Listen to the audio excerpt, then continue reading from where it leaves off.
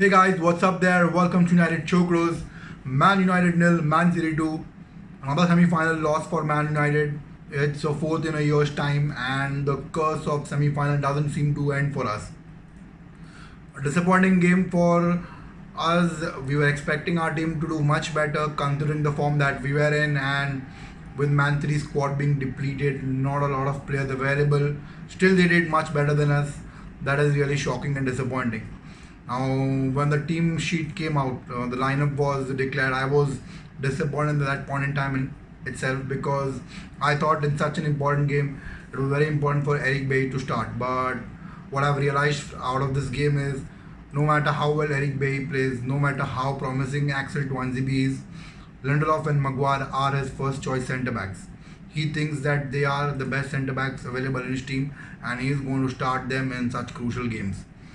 Again, I don't know what kind of thinking that he has because with Eric Bay, you are allowed to play a higher line. McTominay and Fred don't have to sit back and protect the defenders. Wing backs are allowed much more freedom going forward. So the complete dimension of the game changes when Eric Bay plays compared to what Lindelof is. And again, the defending look really bad. Same old places visited again. The mistakes keep on happening. You are allowed to make a new mistake, but you cannot repeat the same mistake. It's like you don't want to improve. Now I know it's not like that, but doesn't seem to work. The partnership doesn't seem to work. So I don't think that Lindelof has to be dropped. You can even drop Maguire, but he won't do that because he's an 85 million centre back and he's a captain of Man United. So he will definitely drop Lindelof. But I think from what I see right now, his first choice centre back pairing is Lindelof and Maguire. Really disappointed to see that the first goal was absolute joke. Shocking to see. There was no one attacking the ball, trying to clear it out. Just let it go to the far post for John Stone to go ahead and tap in. A lot of people blame Luke Shaw for that goal. I don't think so. It's up to our centre backs to go forward, attack the ball and clear it, which we were not able to do. No coordination with the goalkeeper as well. Like I said, again the same places visited again.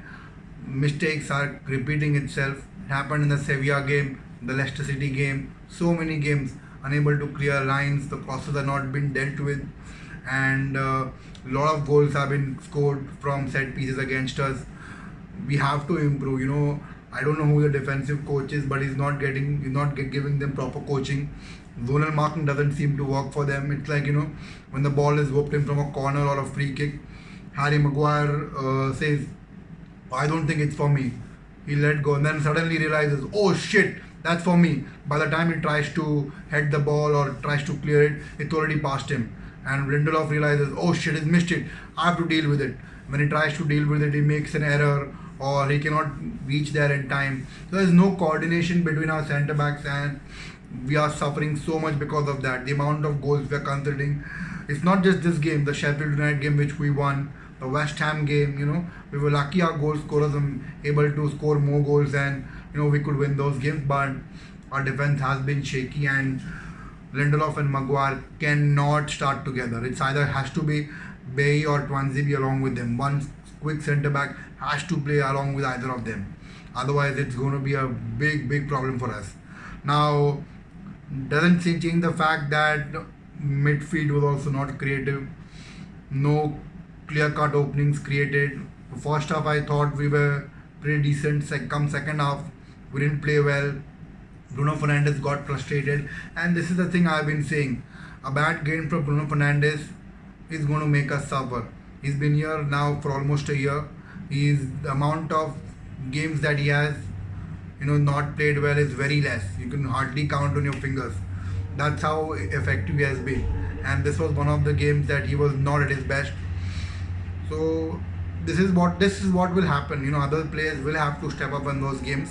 You cannot heavily rely on one man to do the job. Players like Pogba, Martial, Rashford, McTominay and Fred will have to create more. Scott McTominay, I don't know what's with him. One game he looks like a great midfielder, and then he does the same old thing. From what I think is when he's allowed to go forward, his impact changes. When he's sitting back along with Fred, he looks to be another Tom Cleverley to me. So again, overall, like all in all, not a good performance. Forward didn't have much service supply. They couldn't make much of an impact. Cannot blame completely on them for defeats. You can only score goals if they, if the midfielders create more chances for you. And I thought Oli also is equally to be blamed for this loss. First of all, because of the centre back pairing, and then substitutions not used. You have 5 substitutions to make. You only use 2 of them. Pointless. The second substitution was a complete joke. Disgusted, I was when he brought in Donny van de Beek at 87th minute. When everything is done and dusted, we are 2-0 down. What is the point in bringing a substitute so late? You would have rather brought in Daniel James. It's the impact is going to be almost nil. Not going to have any kind of impact in 3 to 4 minutes. I thought when we conceded the first goal, that's when Greenwood should have brought in, and then in the 70th minute, Van de Beek should have replaced Fernandes, and later in the last 10 minutes, Mata should have come for Pogba. That would have been, much a substitution which would have made an impact, because creatively we were next to zero. There was no sort of creativity. We needed more players who could create. Van de Beek and Mata could have done the job. I'm not saying that they would have changed the complexion of the game. They would have won us the game. But, at least make an effort.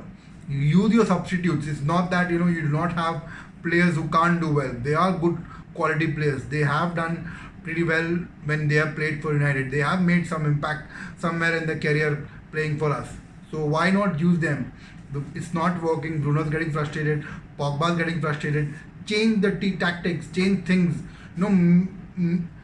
Try to show your influence on the game. But it's either he doesn't trust those bench players, or don't know what is, or he thinks that Bruno Fernandes will have that one magic moment and will, we can get through this game. But it didn't happen for him, and I can only say that we move on from this game, complete the formalities against Watford, and then we go to Burnley and win that game, go above Liverpool, top of the table, and then we take it from there. Yes, we are in the title race. This loss doesn't change anything. Only thing is here that we are not favourites. Neither are Liverpool. With the current form, Man City are clear favourites to win the title, because remember, they have 2 games in hand. If they win those 2 games, they come very close to us, like a point or 2 behind us. And I think after mid-January or towards the end, most of the squad will be back from the COVID, thing, and they will be much stronger and they will go all guns blazing. So we have to improve heavily. Not only do that, our board has to invest in a centre back.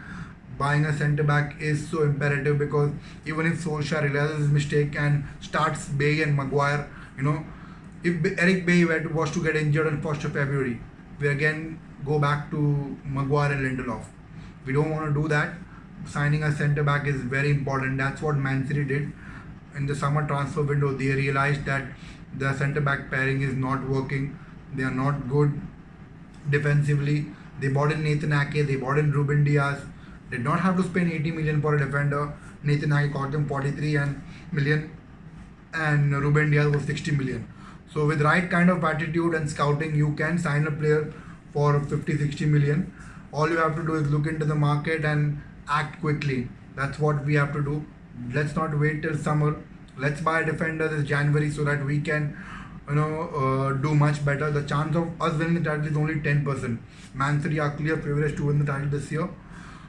Let's hope that I am wrong and the 10% becomes 100%. That's all we can hope. Thank you very much, guys, for watching this video. I'll see you after the Watford game with the transfer window. Video, I'll do the signing that we can make. We should be making this January. I'll talk all about that in that video. So thank you very much once again. Please make sure to subscribe to our channel if you're new. Don't forget to turn the bell icon on the right hand side of your screen. I'll see you in a couple of days time. Have a good day. Bye bye.